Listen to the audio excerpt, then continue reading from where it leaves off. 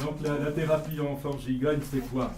C'est le cadre conceptuel dont je viens de vous parler, le cadre conceptuel de l'enfant gigogne. C'est-à-dire c'est tout un état d'esprit aussi et une vision particulière par rapport aux symptômes, par rapport à tout ce que je vous ai présenté.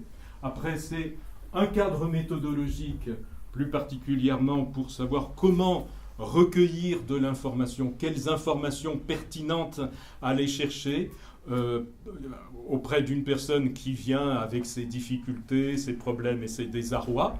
C'est-à-dire, c'est pas simplement l'écouter et la laisser partir dans toutes les directions, mais c'est avoir une méthodologie pour obtenir les informations pertinentes par rapport à justement l'identification et l'accompagnement vers l'identification, ce qui est nécessaire pour pouvoir lui permettre d'accéder à la rencontre avec l'expérience traumatique.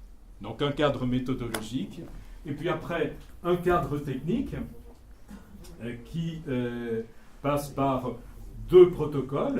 Donc un protocole en relaxation, donc en état modifié de conscience, où la personne, donc, comme je le disais tout à l'heure, en partant de l'état émotionnel dans lequel elle se trouve dans le problème présent, c'est le fil conducteur qui va la conduire à l'expérience ou à des expériences traumatiques initiales.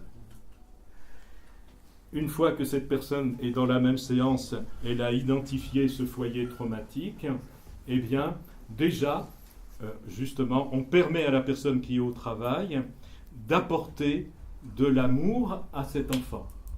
Par un accompagnement spécifique, mais enfin l'idée, c'est que la personne qui est au travail apporte à cet enfant l'amour dont il a besoin et qu'il n'a pas pu avoir.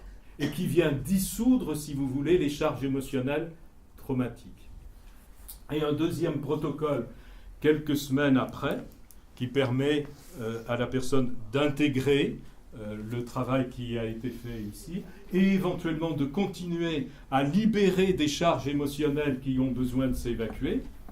Un deuxième protocole dit de mise en paix où là, on va, si vous voulez, compléter le travail de mise en paix en apportant à cet enfant et de l'amour et éventuellement aussi des ressources spécifiques. Et lui permettre, en fait, à partir de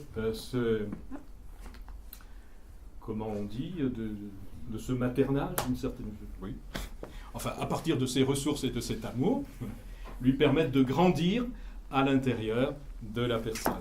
Pour, si vous voulez, réunifier, aligner, on pourrait dire, tous les éléments de la structure psychologique et émotionnelle de la personne.